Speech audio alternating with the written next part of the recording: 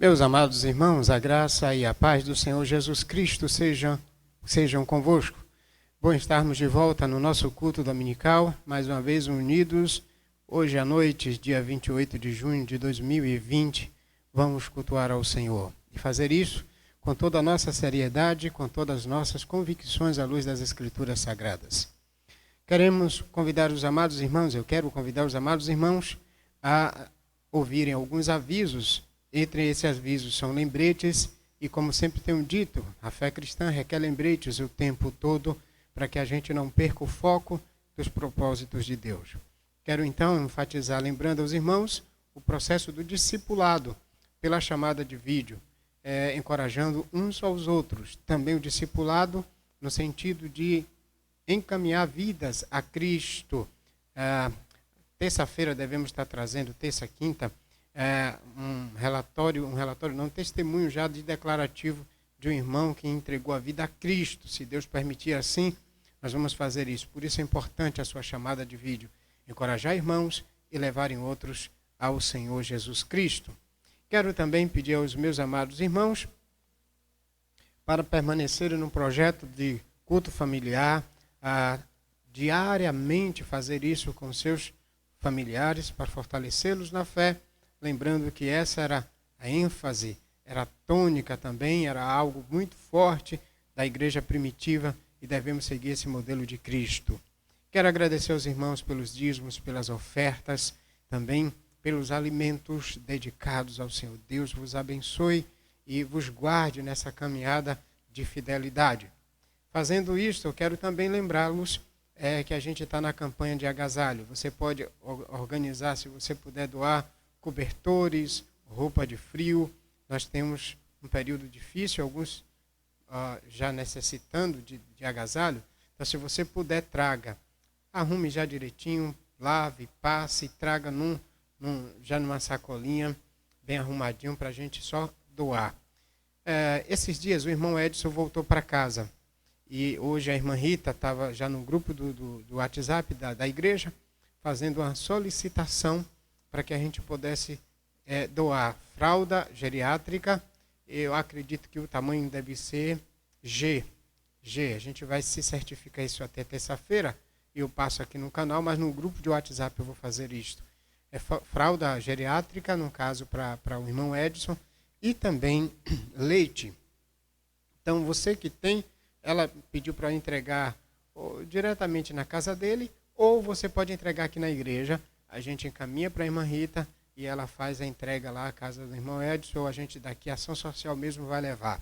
Então, se você pode, a partir já de amanhã, segunda-feira, nós queremos agradecer ao irmão e à irmã que assim fizer.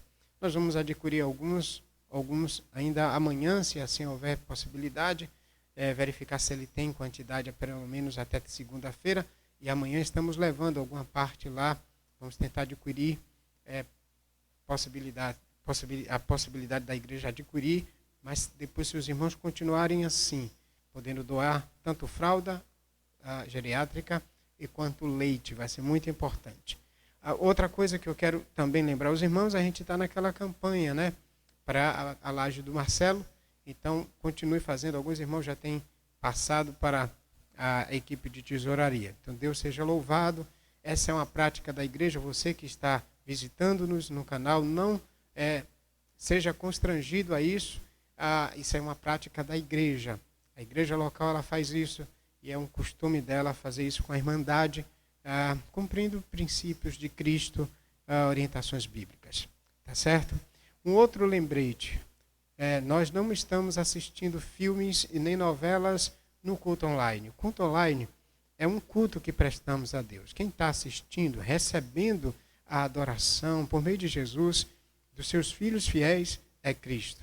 Portanto, põe o seu coração durante os cultos, na liturgia, no momento de orar, se organize, vá orar, no momento de ler o texto, esteja com a Bíblia na mão, também com a reverência, não deixando o culto para ir fazer outra coisa. Você agora tirou esse tempo para Deus. Eu queria pedir o seu coração no Senhor que assim fizesse. Tá bom? Nós queremos encorajar os amados irmãos que estão sempre nos visitando no canal. Temos a irmã Laís Santos, Hudson Consa, Ivanilde, Israel, a Auristela, Cidreira, Priscila, Caroline, todos esses irmãos aí. Temos alguns irmãos que eu quero dar um alô, encorajando aí na fé, a família que a gente não vê, e a forma que a gente vai encorajando, tanto por chamada de vídeo durante os cultos, é a forma de dizer para esses irmãos, nós não esquecemos de vocês. Talvez alguns irmãos vão dizer, por que o pastor fala tantos nomes de irmãos, irmão tal? Isso aqui é um processo de pastoreio. Queremos simplesmente dizer para esses irmãos, além da chamada de vídeo, além das orações, destacamos durante o culto online, a igreja não esqueceu de vocês. E temos então aqui um encorajamento, um alô para o irmão Amir Rosa, Rogério Jeane, Aldi, Nete e o pequeno Isaac. Está vindo mais uma bênção do Senhor aí, na vida do Aldi e da Nete, né? Companheiro aí, companheira, não se sabe ainda, mas um bebê deve estar chegando novo na igreja, por Aldi e Nete. Diva e Beto, um forte abraço no Senhor. Franklin, Osélia e toda a sua equipe aí, David, Felipe e Levi. Também a irmã Justina e a irmã Cristiane, a mamãe de Justina, que tem assim também cultuado conosco. Manuel Lacerda, Roquinha Ione, um forte abraço. Nossa irmã Helena, que mora pertinho de Ney e de Joselma. A irmã Lene, também conhecida como Lene. Nós temos um irmão chamado João, é meu irmão no Senhor e meu irmão também de carne, no sangue, né? No sentido de irmão mesmo. Um abraço, irmão João, a paz do Senhor para você. Eliette também, sua esposa. Filó, da irmã Odete, ele cultua com a gente. Eu já chamo de irmão Filó. Ele não perde um culto conosco, junto com a irmã Odete. Então, irmão Filó, irmã Odete, todas as meninas, os meninos aí, um forte abraço. Vera e Carlos também, Eduardo, Neila e Mateus, Deus abençoe a vocês. Léricio, Simone também, irmã em Cristo, irmã em sangue no Senhor. Lérison, Simone, Liz, que estão aí na vila, cultuam conosco sempre. Clóvis, Antônia e os filhos, Clovinho, parece-me que o outro é João, né, Selmo? O outro filho de Clóvis, lá de Camaçandi, eu não lembro agora. Um forte abraço a esses irmãos aí. Helenice e Maltês, um forte abraço para vocês. Tem os filhos dele também de Salvador que cultuam conosco, os filhos de Helenice e Maltês aí de Camaçandi. Meu irmão Gonçalo e a minha irmã Neide e também Tereza, em frente de Zuleide, a irmã Tereza, a sua filha, se não me engano, a filha como é o nome dela? Eu esqueci agora. Eu sei que a irmã Tereza, que mora bem pertinho da irmã Zuleide. Então, um forte abraço. Deus encoraje esses irmãos aí no Senhor. Deus encoraje. Bom, quero também aqui pedir a graça do Senhor pelos irmãos que estão enfermos. Hoje à noite a gente está na exposição do livro de Apocalipse, né?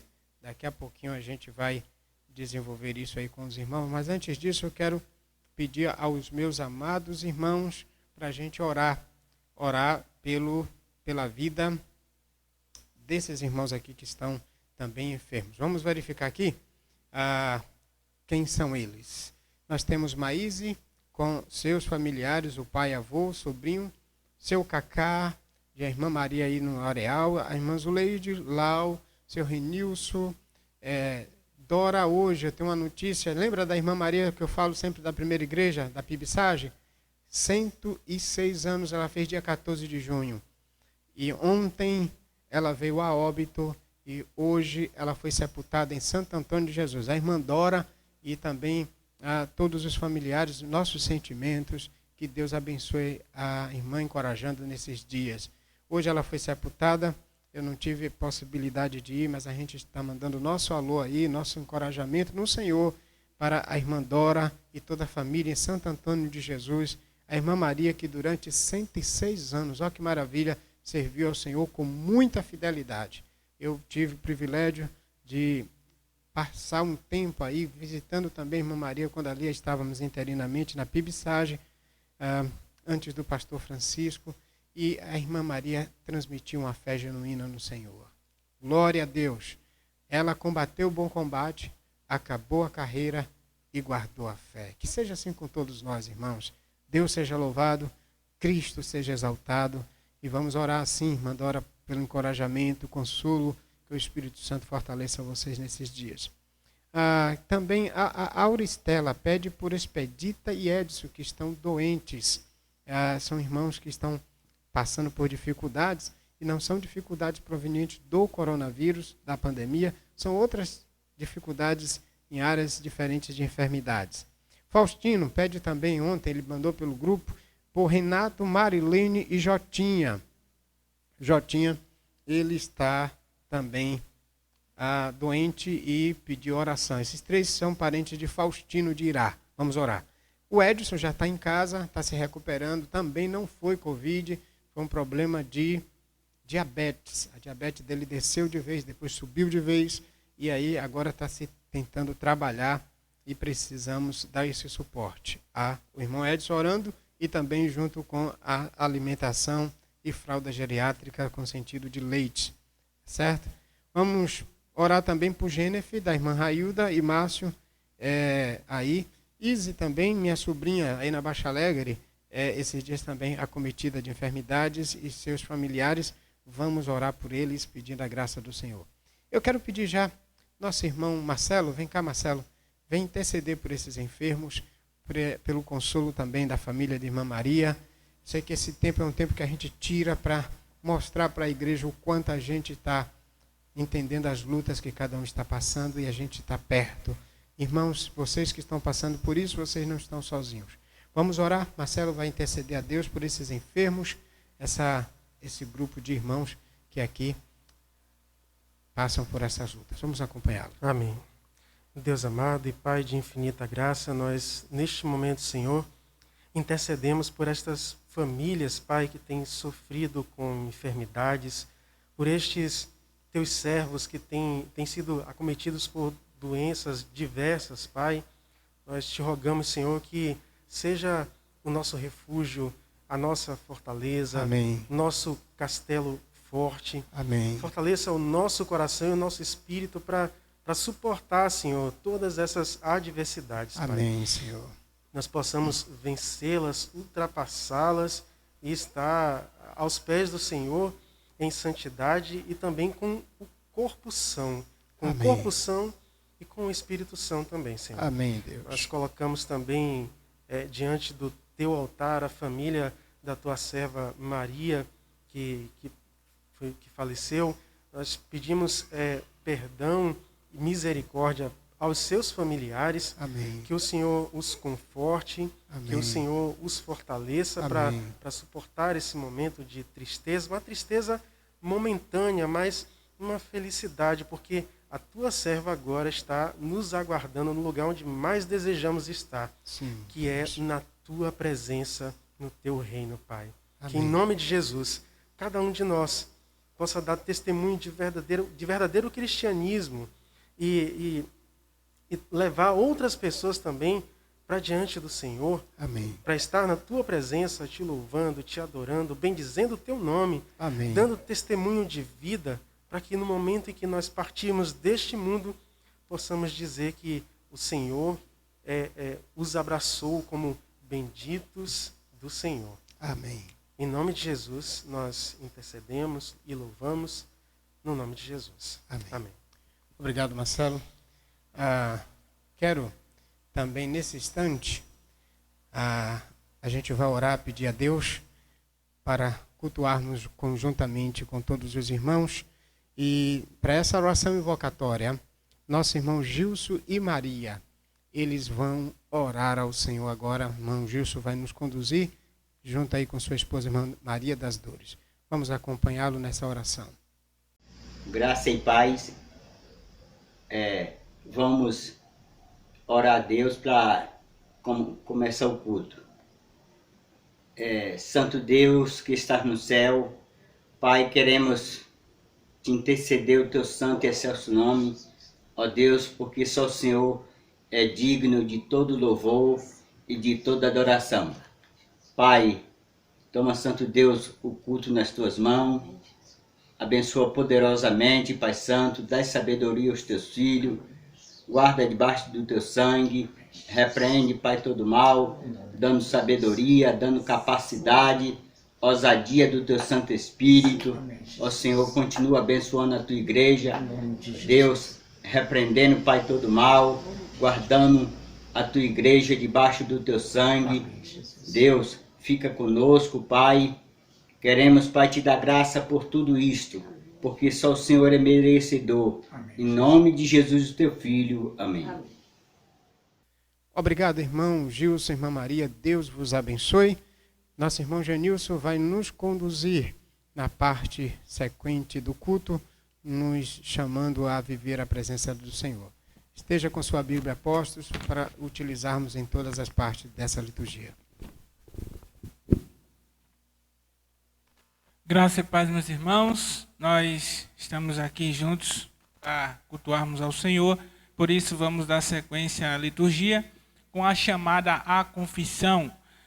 A leitura bíblica para esse momento é 1 João, capítulo 1, versículo 8, e diz o seguinte: se dissermos que não temos pecado algum, enganamos a nós mesmos, e a verdade não está em nós. Vamos confessar nossas culpas diante do Senhor nesse momento. Querido Deus e Pai, soberano, infinito, Rei da glória, nós reconhecemos e dizemos: pecamos contra o Senhor.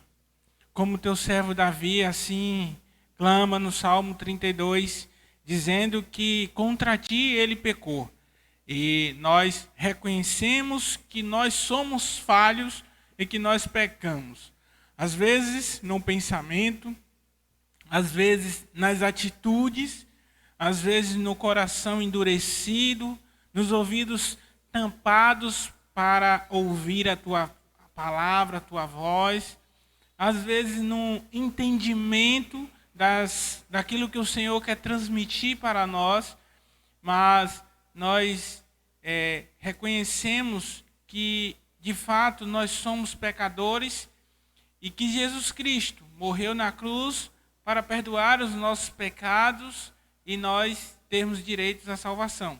Por isso, com humildade, nós rogamos ao Senhor e confessando que nós somos pecadores e suplicando ao Senhor a misericórdia.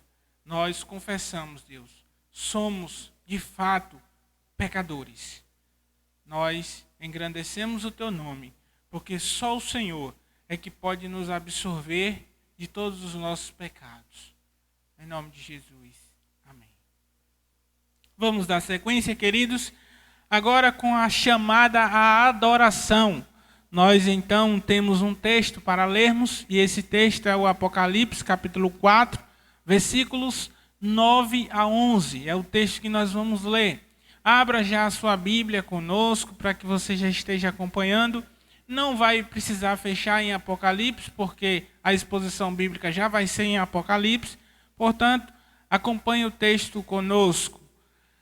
Sempre que os seres viventes davam glória e honra e ações de graças ao que estava sentado no trono, ao que vive pelos séculos dos séculos, os 24 anciãos prostravam-se diante do que estava assentado no trono, adoravam o que vive pelos séculos dos séculos e lançavam suas coroas diante do trono, dizendo: Nosso Senhor e nosso Deus, Tu és digno de receber a glória, a honra e o poder, porque Tu criaste todas as coisas e por Tua vontade elas existem e foram criadas.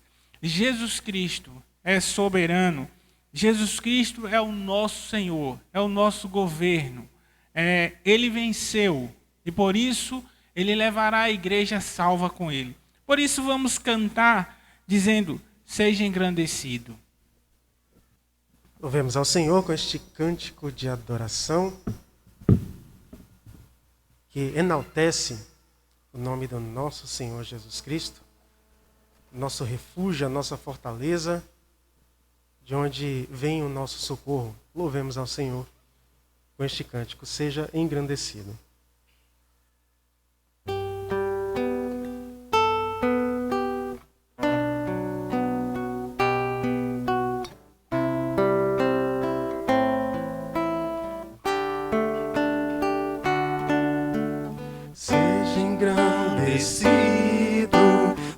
Deus da minha vida, Tu és o Deus da minha salvação.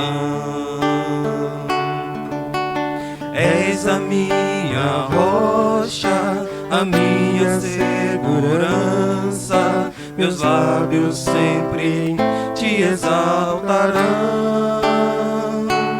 Aleluia, te louvo, pois sei que sobre todos és Senhor. Aleluia, te louvo, pois sei que sobre todos és Senhor. Seja engrandecido, ó Deus da minha vida, Tu és o Deus da minha salvação.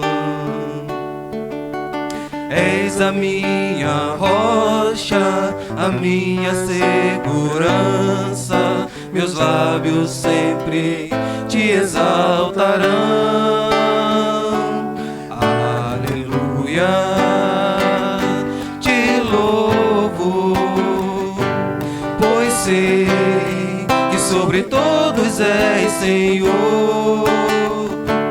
Aleluia, te louvo, pois sei que sobre todos és Senhor.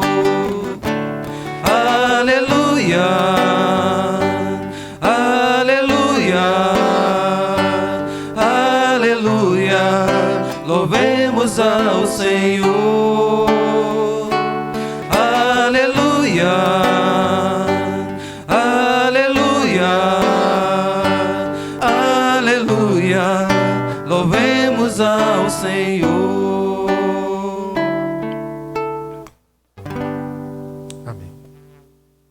Aleluia, louvemos ao Senhor. Vamos então orar louvando a esse nosso Deus, engrandecendo o seu nome santo. Pai eterno, em Cristo Jesus reconhecemos a tua glória. Em Cristo Jesus reconhecemos o teu senhorio, a tua autoridade. Tu estás assentado no trono de tempo, em todo o tempo, e nós reconhecemos a tua soberania, entendemos a tua infinitude, entendemos o teu governo absoluto. Nada pode nos amedrontar e nem tirar-nos as certezas, as convicções que temos a respeito de teus conselhos, de teus estatutos, de teus preceitos. Nesses dias, fortalece o teu povo santo na terra, na peregrinação, até aquele dia onde chegaremos, Deus, na Nova Jerusalém, naquela pátria celestial, cuja cidade quem construiu foi o Senhor, cujo arquiteto também é o Senhor. Em Cristo Jesus, nós te exaltamos e te bendizemos, para todo sempre. Amém. Deus seja louvado, queridos. Nós vamos para a proclamação da palavra, chamada proclamação no Salmo 119, versículo 8. O texto diz assim: obedecerei às tuas leis, peço-te que não me abandones nunca. Nós temos certeza de que não abandonamos nunca a lei do Senhor, a palavra do Senhor, e por isso que precisamos ouvi-la e guardá-la em os nossos corações. Vamos então para a leitura do texto de hoje, Apocalipse capítulo 6, parte 2. Nós vamos fazer a leitura do texto completo, até porque eu estou desenvolvendo de forma paulatina esse princípio e quero desenvolver isso de maneira didática com os meus amados irmãos. Apocalipse 6, capítulo de número 6, a partir do versículo de número 1. Vamos fazer a leitura do texto. Você já abriu o texto? Pegou a palavra de Deus, capítulo 6 hoje? Mais uma vez. Vi quando o Cordeiro abriu um dos 7 selos, e ouvi um dos 4 seres viventes dizer com voz como de trovão: vem. Olhei e vi um cavalo branco. Seu cavaleiro segurava um arco. Foi-lhe dado uma coroa, e ele saiu como vencedor, decidido a vencer. Quando ele abriu o segundo selo, ouvi o segundo ser vivente dizer: vem. Então outro cavalo, um cavalo vermelho, ao seu cavaleiro foi dado o poder de tirar paz da terra, de modo que os homens matassem uns aos outros, e foi-lhe entregue uma grande espada. Quando ele abriu o terceiro selo, ouviu o terceiro ser vivente dizer: Vem! Olhei e vi um cavalo preto, e seu cavaleiro tinha uma balança na mão. Então ouvi uma voz entre os 4 seres viventes que dizia: Uma medida de trigo por 1 denário, e 3 medidas de cevada por 1 denário. Não danifiques o azeite e o vinho.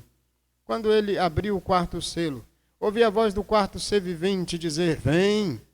Vi então um cavalo amarelo, e o seu cavaleiro chamava-se Morte e Inferno, e o acompanhava. Foi-lhe dada autoridade sobre a 4ª parte da terra, para matar a espada, pela fome, pela praga, pelos animais selvagens da terra. Quando ele abriu o 5º selo, vi debaixo do altar as almas do que haviam sido mortos por causa da palavra de Deus e do testemunho que deram.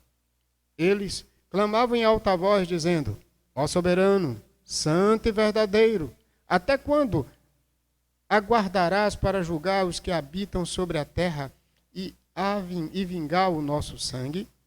Cada um deles recebeu túnicas brancas, e lhe foi falado que repousasse ainda por um pouco de tempo, ou por mais um pouco de tempo, até que se cumprisse o número de seus conservos e seus irmãos que haviam de ser mortos, assim como eles também haviam sido.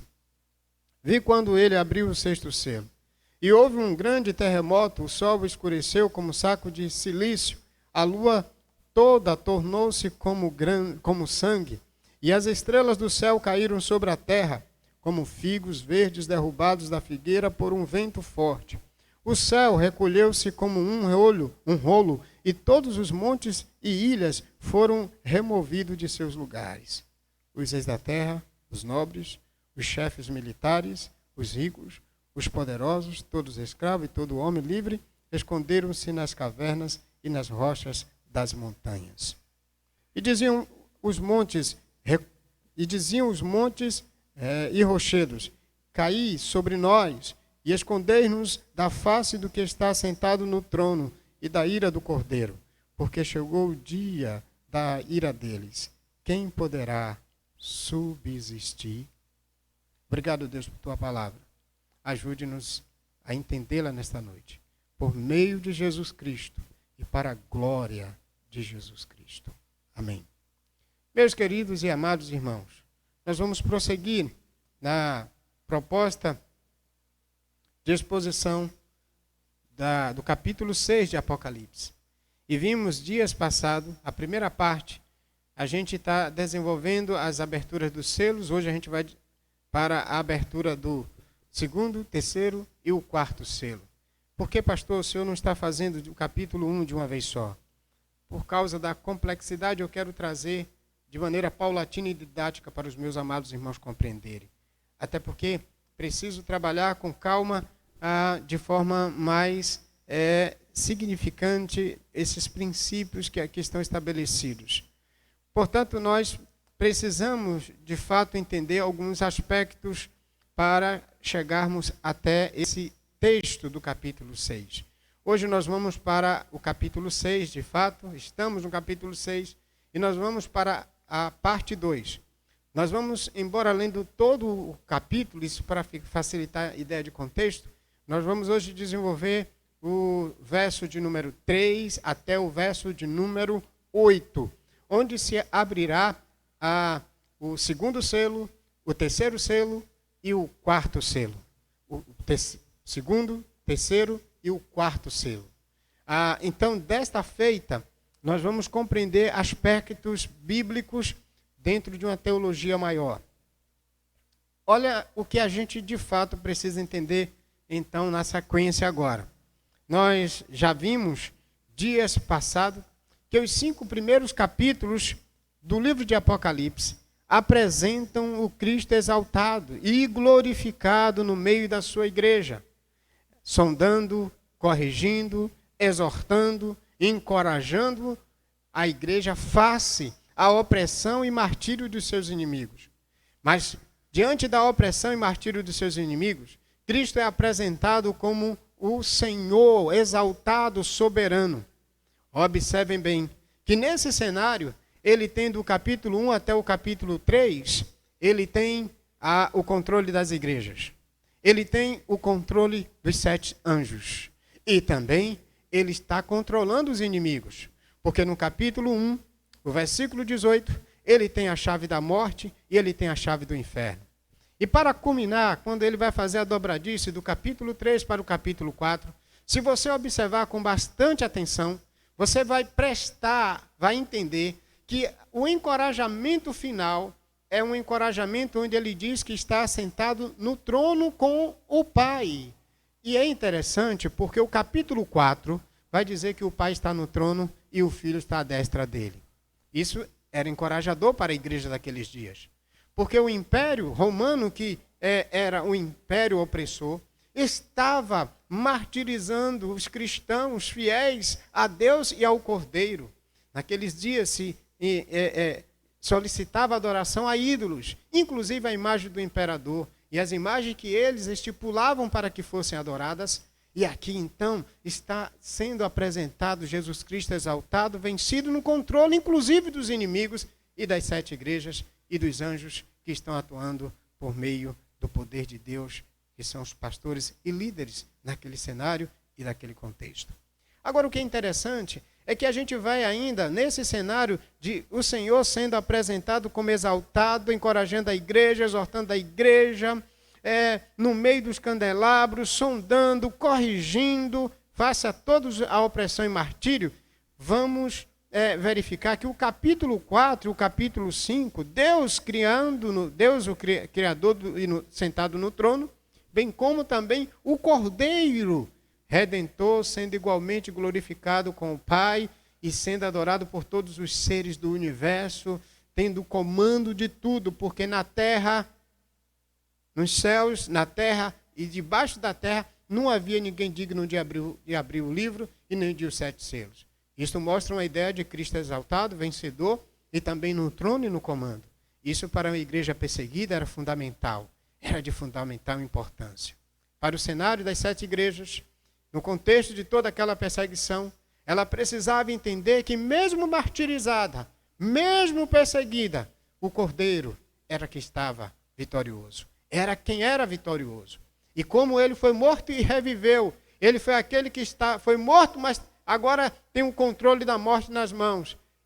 Isso era importante para aquelas igrejas, entenderem que mesmo aqueles irmãos que estavam sendo martirizados, mortos, perseguidos, torturados, por causa da palavra e da fidelidade ao Cordeiro, eles também, semelhante ao Cordeiro, seriam mortos, mas seriam vivos, seriam trazidos de volta à vida.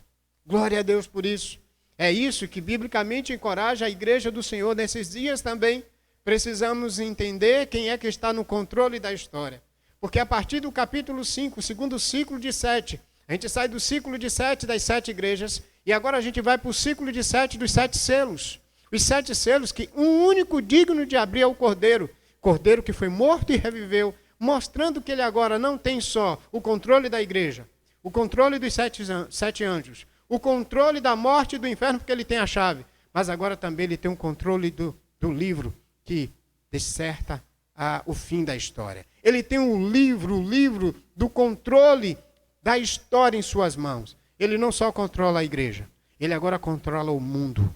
Ele controla todo o universo.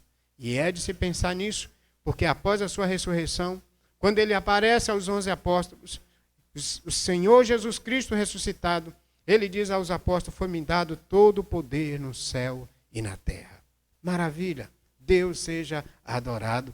Então agora nós temos um ciclo, 2 ciclos, e estamos no segundo ciclo de 7, o ciclo de 7 dos 7 selos, abertos pelo único que é digno, que é o Cordeiro, mas mostra ele vitorioso. Interessante é que essa é a proposta do livro de Apocalipse. Mostrar o Senhor vitorioso, o Cordeiro morto, mas agora ressuscitado e com poder e autoridade em suas mãos.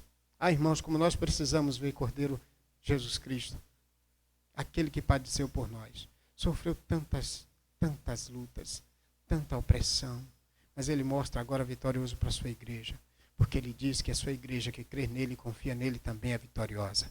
Eu quero que nesta noite o Espírito de Deus encoraje você dizendo que você é vitorioso no Senhor por causa da sua fidelidade.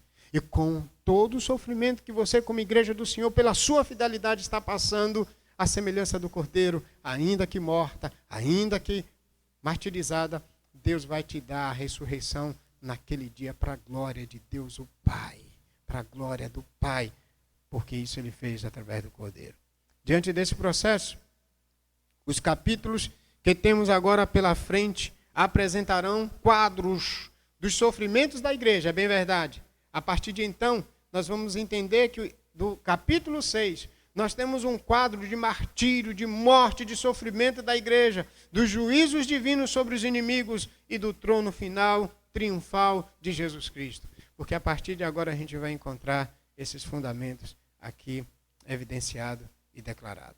Portanto, o capítulo 6, qual é a grande ideia? E mais uma vez a gente está relembrando, eu fiz alguns ajustes em relação da semana passada, para que a gente pudesse ter um entendimento melhor, claro, mas não mudou o princípio e o sentido do que eu quero desenvolver. Capítulo 6, qual é a grande ideia, pastor? Cristo, o Cordeiro, mostra a sua vitória e de sua igreja fiel no julgamento sobre toda a terra. Atenção agora, vai estar aqui na legenda para que você possa acompanhar. Cristo, o Cordeiro, mostra a sua vitória e de sua igreja fiel no julgamento sobre toda a terra. Nós estamos agora no segundo ciclo de 7. E agora o Cordeiro único, digno de abrir os selos, ele vai romper os selos. E vimos que ele rompeu o primeiro selo na semana passada. No capítulo 6, do verso de número 1 e até o verso 2, nós vimos qual foi a grande ideia. Também Marcelo vai lembrar aqui para você na legenda. Cristo se revela vencedor e juiz de toda a terra. Nós mostramos, e eu parto do princípio que é importante fazer isso.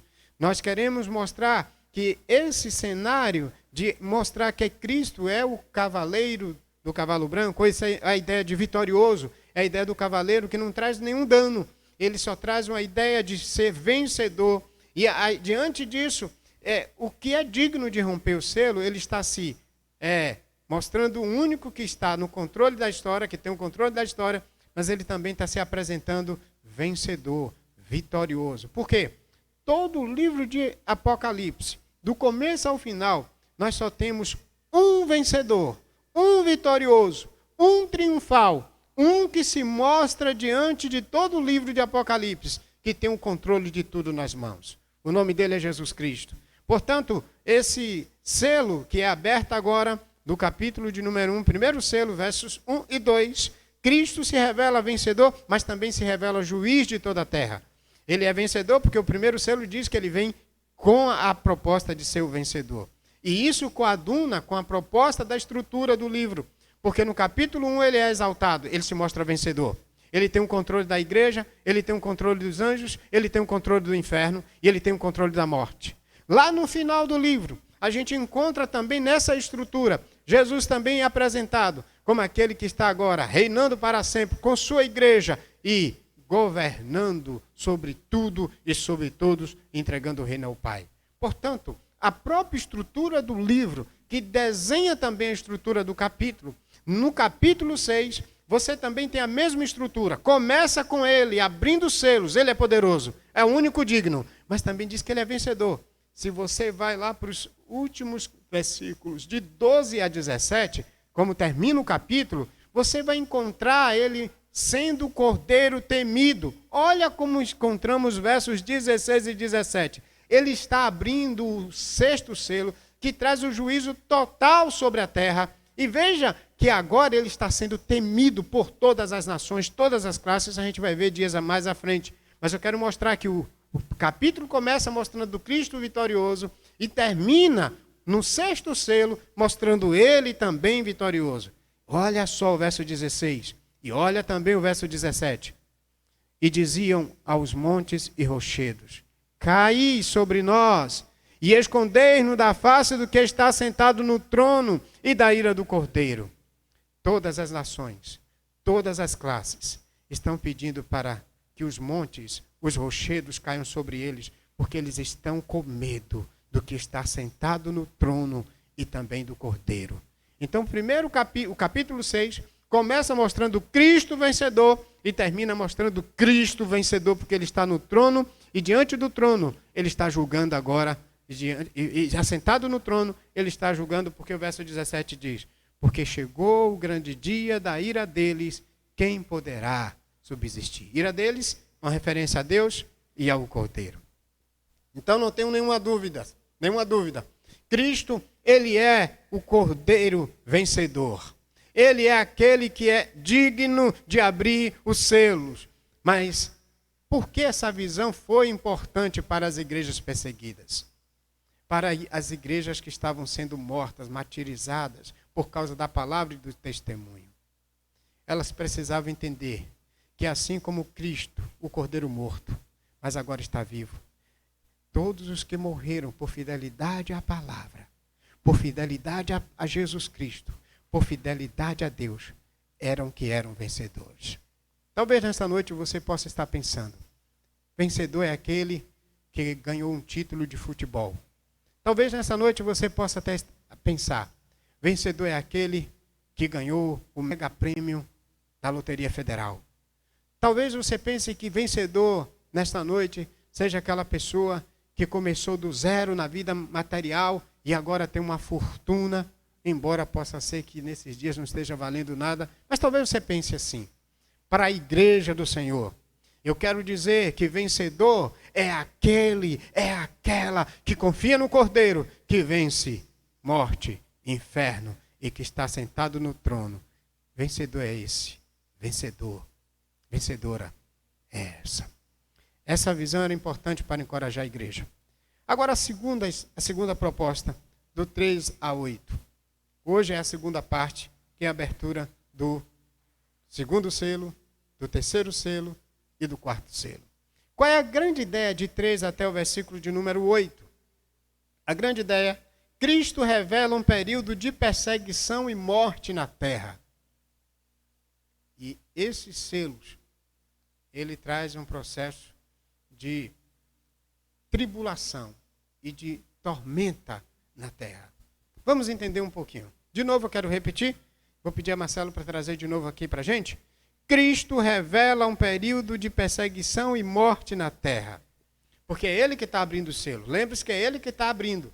E ele está abrindo e mostrando. Agora, por que essa visão é importante agora? E porque a primeira visão dele vindo e vencendo é mais importante ainda para que agora esses selos, segundo, terceiro e quarto, fossem abertos. Por quê? Vamos tentar explicar. Como Cristo aqui revela um período de perseguição e morte na terra, a gente vai verificar a abertura de selo por selo. O segundo selo, a gente tem, na abertura dele, esse selo revela um cavaleiro com poder de tirar a paz da terra. É um cavaleiro que representa a guerra sobre a terra. Olha como está escrito. Quando ele abriu o segundo selo, ouvi o segundo ser vivente dizer: vem. Então outro cavalo, um cavalo vermelho, ao seu cavaleiro foi dado o poder de tirar a paz da terra. O contrário de paz é guerra. Então esse cavaleiro representa a guerra. De modo que os homens matassem uns aos outros, e foi-lhe entregue uma grande espada. Essa aqui é uma ideia de guerra dentro do contexto do cenário romano. Portanto, duas coisas nós temos aqui na abertura do segundo selo. Porque o segundo selo revela um cavaleiro com poder de trazer guerra. Ele tira a paz e ele traz a guerra. Diante disso, duas coisas temos na abertura do segundo selo. A primeira é que a atuação do cavaleiro só acontece com o chamado do segundo ser vivente. Veja que o texto é bem claro quando um segundo ser vivente diz: vem. Lembre-se que o ser vivente são aqueles que estavam lá diante do trono no capítulo 4 e no capítulo 5. E eles glorificavam o Cordeiro, porque então são criaturas celestes, criadas por Deus e pelo Cordeiro, e que estavam glorificando ao Cordeiro, glorificando ao Pai, E agora o Pai e o Cordeiro autorizam a que eles vão liberando. Então os seres viventes estão liberando a chamada, fazendo a chamada de cada um dos representantes aqui do cenário da destruição. E eles vão fazer a primeira chamada. Então a situação, a atuação do cavaleiro só acontece com o chamado do ser vivente. Como os seres viventes são aqueles que estavam também diante do trono e adorando a Deus, significa dizer que mesmo nesse período de dor, de luta, de perseguição e de martírio, o controle está na mão do Cordeiro. Esse é um aspecto interessante. A igreja perseguida, a igreja que vivia martirizada, precisava entender isso. Segundo aspecto que temos na abertura do segundo selo, é que o cavaleiro tem o poder de tirar a paz da terra. E aqui nós vamos entender que é um período de tribulação, é um período de tormenta. Então mostra um cenário de perseguição, de violência, de morte, de guerra, um cenário de dor para os habitantes da terra, mas principalmente, e aqui presta atenção, para a igreja.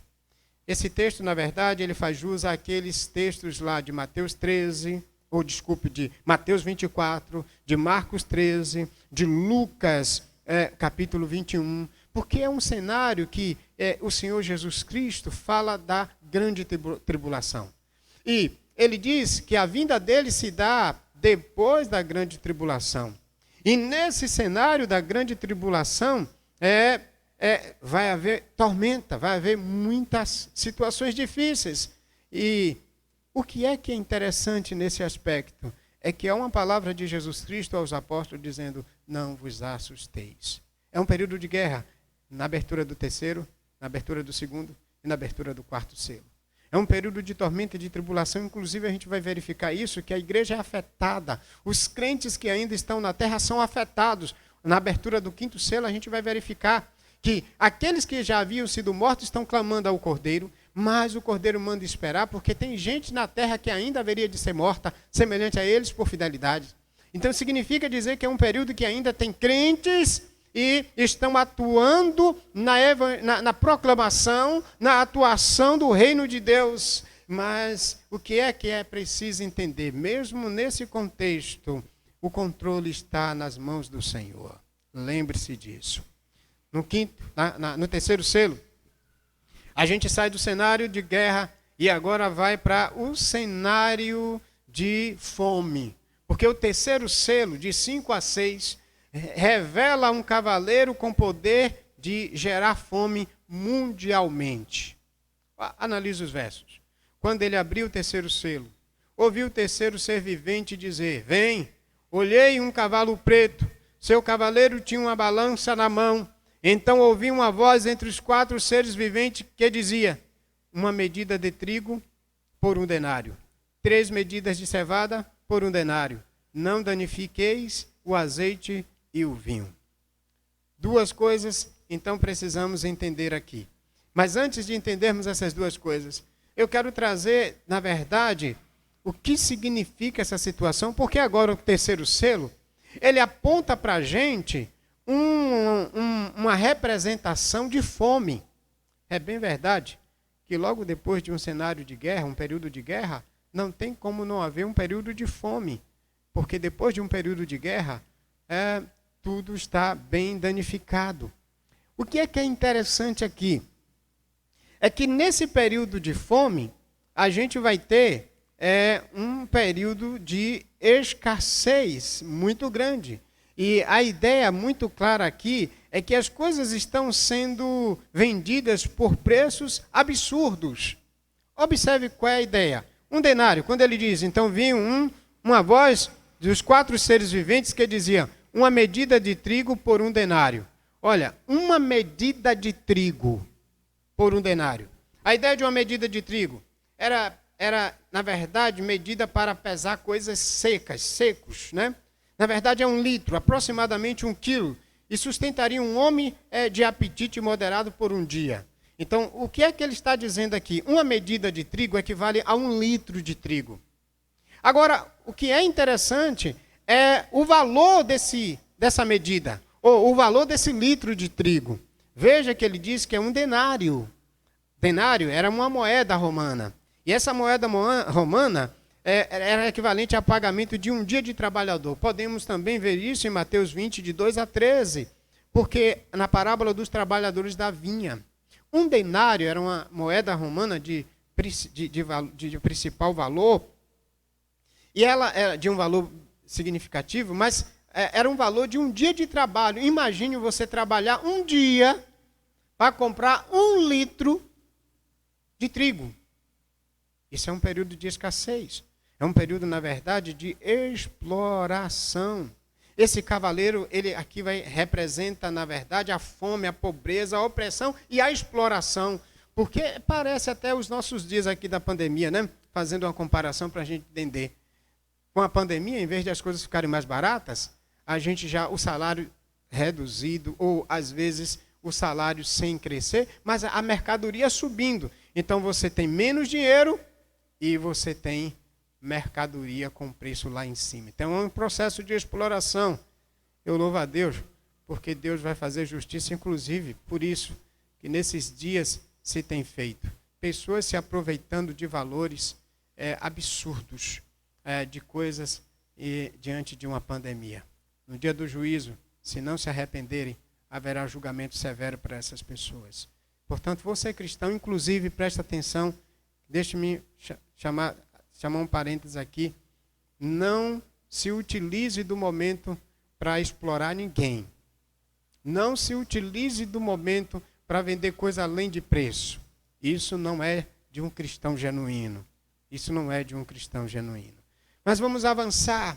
O que nós temos, de fato, aqui, é que esse cavalo que representa a opressão e exploração, porque aqui há trigo, mas o preço está muito alto. Um homem precisava trabalhar um dia inteiro para comprar 1 litro de trigo. Imagine o salário seu de um dia para comprar 1 quilo de feijão. Seria essa a nossa realidade de comparação. Imagine você trabalhar um dia inteiro, e o valor de um dia inteiro para comprar um pacote de café. Isso significa dizer que a dificuldade, a luta vai ser grande, inclusive não só no cenário do contexto de guerra, mas também no cenário de contexto de fome. Então, 2 coisas temos aqui na abertura do 3º selo. A atuação do cavaleiro também só se dá mediante o chamado do ser vivente. Significa dizer que mesmo nesse período de perseguição, morte na terra, mesmo com a igreja estando nela, o controle não está na mão de Satanás. O controle está na mão do único que é digno de abrir o selo. Porque eu estou lembrando isso o tempo todo. Eu quero que a Igreja Batista Nova Aliança, eu quero que a Igreja Batista em Camaçandi, eu quero que meus irmãos que estão nos assistindo agora, ou cultuando conosco por meio do canal, entendam que a única forma de vivermos firmes, corajosos na fé, é entender que quem está no controle da história, apesar dos pesares, é o Senhor Jesus Cristo, Igreja Batista Nova Aliança, povo de Deus. Irmãos queridos, não se esqueçam disso. O controle é de Cristo, o controle é de Deus. Se esses dias você tem perdido essa visão, em nome de Jesus, que o Espírito Santo acenda isso no seu coração. Uma outra coisa é que o cavaleiro, ele tem poder para controlar o preço, fazer exploração. É bem verdade que depois de uma guerra, quem tem o controle tem também a ideia de comando para explorar as questões comerciais, as questões econômicas. 4º selo aberto. Com a abertura do 4º selo, os 4º selo revelam um cavaleiro com poder de matar 1/3 parte da terra, de 7 a 8. Vamos entender esse cenário. Quando ele abriu o 4º selo, ouvi a voz do 4º ser vivente dizer: vem. De novo, a gente está vendo que o controle é do Cordeiro por meio dos 4 seres viventes. Agora é o 4º selo, ou o 4º ser vivente que está dando a ordem. Vinha então um cavalo amarelo, o seu cavaleiro chamava-se Morte e Inferno, o acompanhava, foi-lhe dado autoridade sobre a 4ª parte da terra. E aí é uma uma perseguição, uma destruição parcial, porque é a quarta parte da terra, para matar a espada, pela fome, pela praga, pelos animais selvagens da terra. Duas coisas, então, nós temos aqui na abertura do quarto selo. A primeira, de novo, os seres viventes aqui estão no comando. E que eles estão dando o chamamento para o cavaleiro, que representa aqui agora a guerra. Ou melhor, a morte. E a segunda coisa, que esse cavaleiro tem poder de matar. Veja que tem um nome dado para ele, o seu nome, né? E o seu cavaleiro chama-se Morte e Inferno. Tem algo muito interessante para a igreja na aplicação desse texto. Então, aqui nós temos 3 selos. Um que representa a guerra, outro que representa a fome, no contexto de exploração, e outro que representa morte, violência, truculência, dor das mais altas. Por isso que o texto de 3 a 8, Cristo revela um período de perseguição e morte na terra. E nesse período de perseguição e morte, a igreja, no cenário do contexto da Ásia, estava sendo perseguida. Mas ela, ao mesmo tempo, estava sendo encorajada para ver Cristo no controle dela. E agora é interessante que antes dele abrir o terceiro selo, o segundo selo, o terceiro selo e o quarto selo, que mostra um período de perseguição e morte na terra, ele se mostra abrindo selos e vencedor. Gente, isso aqui é importante para a igreja cristã. Isso aqui foi importante para a igreja num período anterior, e é importante para a nossa igreja agora, e é importante para a igreja que vai caminhar até a volta de Cristo, porque antes do período de perseguição, de tormenta, de tribulação, Cristo está dizendo: eu venci, eu venci, eu venci. Como aplicar então esse princípio do capítulo 3 a 8, do versículo 3 a 8, do princípio que mostra Cristo revela um período de perseguição e morte na terra? Primeira verdade para os nossos corações. Cristo, o controle do Cordeiro está durante todo o período de perseguição. Durante o juízo, no período do juízo e antes desse período do juízo final, Cristo está no controle. Porque aqui o texto vai nos dizer que Ele é quem abre os selos e Ele é vencedor. Ele é quem dá a ordem para os seres viventes chamarem cada cavalo destruidor, cada cavaleiro destruidor, ou cada ser que representava a guerra, a fome e a morte. Mesmo nesse cenário de dor, de lutas, de sofrimentos, precisa a igreja de Cristo entender: Ele é quem nos sustenta. No cenário do Antigo Testamento, a gente vê Deus conduzindo o povo em situações de dores, de lutas, de aflições. Deus conduziu a história de Noé. Deus conduziu a história de Abraão. Deus conduziu a história com Moisés. Deus conduziu a história com Jacó. Deus conduziu a história com Josué. Deus conduziu a história com Davi. Deus conduziu a história da igreja durante todo o cativeiro babilônio. Deus está conduzindo a história da igreja nesses dias. Como igreja do Senhor, igreja que está dentro do período dos últimos dias, nós precisamos confiar como aquelas igrejas do primeiro século. O Senhor estava dizendo: confie, fique firme, eu estou no controle. Nesses dias, querido, você precisa entender que não importa o que esteja acontecendo e como esteja acontecendo, o Senhor é que dá a você a segurança. Ele é o sentinela.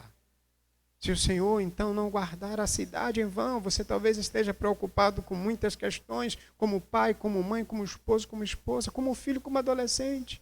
Talvez a pergunta: o que vai ser de mim nesse período? A pergunta talvez chave que deva ser feita é a seguinte: você vai ser fiel a Cristo em qualquer período? Essa fidelidade que você precisa ter a Cristo está agora também latente no seu coração? Porque o cenário antes do juízo será um cenário de perseguição e martírio dos fiéis. Porém, mesmo mortos serão vitoriosos à semelhança do Cordeiro.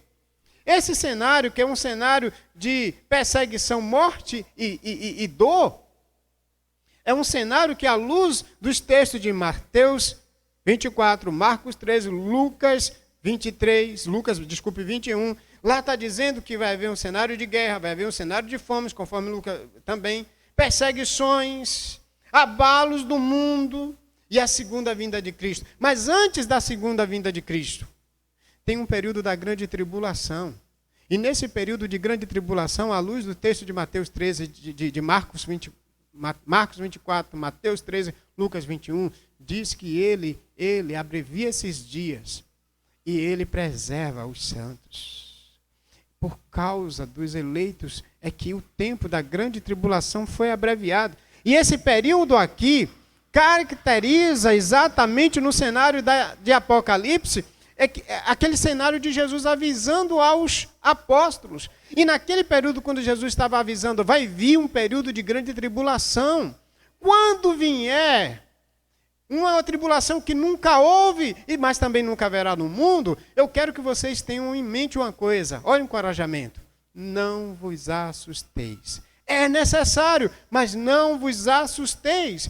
Primeiro, ele está no comando. Ele é o Cordeiro vivo. Ele está no controle. O que é interessante que eu queria agora aplicar também nesse cenário aqui, é que quando se abre o quarto selo, veja o verso 8, então vi um cavalo amarelo, seu nome e seu cavaleiro chamava-se Morte e Inferno. Isso é apavorante no primeiro momento, quando a gente olha para isso aqui sendo apresentado. Mas eu queria lhe chamar a atenção. Vamos abrir Apocalipse capítulo 1, versículo 18. Vamos abrir. Capítulo 1, versículo 18. Olha só. Eu sou o que vive. Fui morto, mas agora estou aqui. Vivo para sempre. Olha a expressão. Tenho as chaves da morte e do inferno. Epa, mesmo agora o quarto selo dizendo que tem um cavaleiro que vai atormentar, e esse cavaleiro chama-se Morte e Inferno. Agora isso aqui é fantástico, porque o cenário do capítulo 1 diz que quem tem o controle da morte, quando ele diz que tem as chaves da morte e do inferno, ele primeiro se apresenta como aquele que foi morto e agora está vivo para sempre. Mas agora ele está dizendo também, eu tenho o controle da morte e do inferno, diante de toda a tormenta, de todo o amparato, de todo o império da maldade, tendo como seu principal governante, atuante Satanás. Deus, em Jesus Cristo, está dizendo para a sua igreja que Jesus tem a chave do inferno na mão, tem a chave da morte. Mesmo ele atuando por pouco tempo, o controle não está nas mãos dele. Igreja, nós precisamos entender isso. Isso é melhor do que encorajar fiéis com tome, venha, o Senhor vai te dar isso. Olha, essa dor vai passar. Querido, a igreja passa por lutas. Mas o que é importante é que essas lutas, essas circunstâncias, não tiram a fidelidade da igreja. A gente vai ver isso na abertura do próximo selo. As almas debaixo do altar estão clamando porque foram mortas. Qual o motivo da morte? Fidelidade, perseverança. Quero finalizar. A forma bíblica, então, para encorajar a igreja do Senhor, mostrar-lhes Cristo vencedor com o controle da história em suas mãos. Se você não consegue ver assim, e se isso para você nessa noite não é suficiente, eu quero dizer que a fé cristã para você precisa ser redirecionada. Porque, como disse o Salmo, uns confiam em carros e outros em cavaleiros, mas eu farei menção no nome do Senhor. No nome do Senhor. Só pela confiança plena no Cordeiro que foi morto e agora vive, é que nós temos consciência de que somos vencedores. João, então, desejava encorajar as igrejas do Senhor, mostrando-lhes que o Cristo exaltado e vencedor, que tem o controle da história em suas mãos, inclusive num período sombrio de dores, de aflições. Portanto, as igrejas deveriam, naquele contexto, confiar plenamente nele, apesar daquelas tormentas, daqueles martírios. A igreja bíblica dos dias atuais, como a nossa, como os nossos dias, precisa confiar plenamente no que Deus está fazendo. Com coronavírus, com problemas de economia, com enfermidades variadas, com violência, com tráfico de drogas, com corrupção em todas as janelas, com injustiças e imoralidade em todos os cantos, com guerras biológicas que estamos tendo nesses dias, com guerra entre nações. Lembre-se que é um cenário que ele disse, haverá rumores de guerras. O que é que Cristo espera de mim e de você nessa noite? Mesmo num período de tormenta, Ele espera que eu e você sejamos perseverantes. Onde é que está a fé dos santos? Capítulo 13, verso 10. Observe comigo. Analise esse texto. Vamos para lá. 13, verso 10. Ele diz assim: se alguém levar para o cativeiro, 13, 10 de Apocalipse, para o cativeiro irá. Se alguém matar a espada, é necessário que seja morta a espada. Aqui está, ou aqui estão, a perseverança e a fé dos santos. Mesmo em um período de perseguição e morte na terra, o que é que Cristo e João, naquele momento, esperava das suas igrejas e espera da igreja hoje? Perseverança, perseverança, fidelidade. É por isso que ele está encorajando no capítulo 2 e no capítulo 3 as igrejas a permanecerem fiéis, apesar de ter naquelas cidades o trono de Satanás. Meu querido irmão, não importa o período que a gente passe, fidelidade e perseverança no Senhor, porque isso é o modelo do Cordeiro. Ele perseverou, foi morto nesse contexto, mas reviveu. Firmeza na fé. É isso que Jesus espera de sua igreja agora. Esse cântico que vamos entoar traz esse princípio para nós. Firmeza na fé. 366 do cantor cristão. Vamos ouvir Marcelo e Selmo trazendo essa verdade para nós. Meus amados irmãos, a nossa fé, o nosso amor, a nossa esperança devem estar firmadas no Senhor. Então, por isso, nós iremos cantar esse cântico de louvor e adoração ao nosso Deus. Firmeza. Louvemos ao Senhor.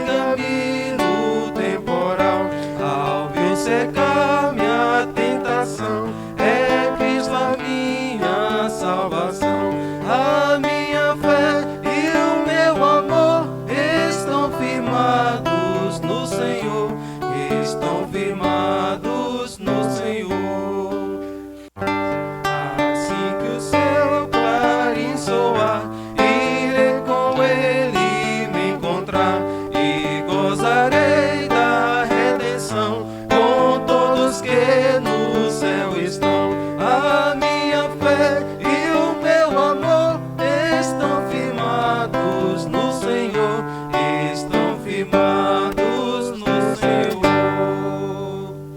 Amém. Meus queridos irmãos, a nossa fé, a nossa perseverança está firmada no Senhor Jesus Cristo. Em toda a história, Deus sustentou a história do seu povo, trazendo até a revelação máxima, que é seu Filho Jesus Cristo.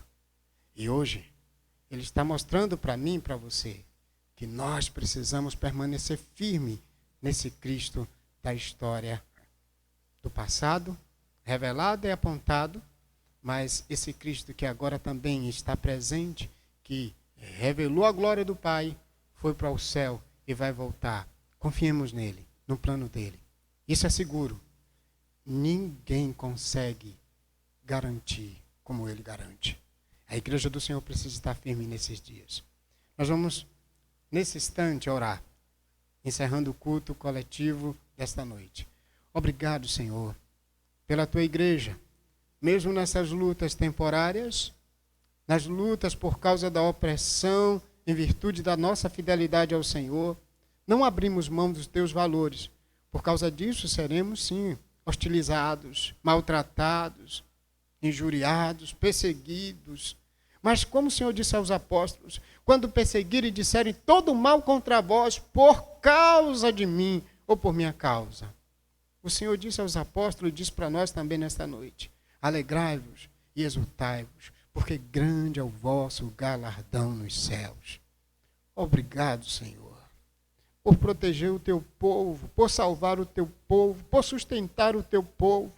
Como o Senhor foi morto e reviveu, mesmo que sejamos mortos, em detrimento de perseguição, em detrimento de opressão, nós seremos ressuscitados à semelhança do Cordeiro. A ti seja a honra e a glória para sempre. Que essas convicções estejam no coração dos teus filhos nessa noite, em qualquer circunstância que eles estejam enfrentando agora, lembrando que vitorioso é aquele que persevera no Senhor até o fim. Para a glória do Pai, Senhor, pedimos que o Senhor nos auxilie pelo Espírito Santo, em nome de Cristo Jesus. Amém. Meus queridos, vamos terminar com a nossa súplica permanente e dentro dessa súplica permanente, eu quero também trazer para os irmãos o encorajamento de que a graça de Deus é que nos sustenta. Vamos juntos? Salmo 90, verso de número 17. Seja sobre nós a graça do Senhor nosso Deus. Confirma sobre nós a obra de nossas mãos. Sim, confirma a obra de nossas mãos. Em nome de Jesus. Até terça, se Deus quiser, estudando a carta de 2 Timóteo, a segunda parte do capítulo 1. Deus abençoe a todos.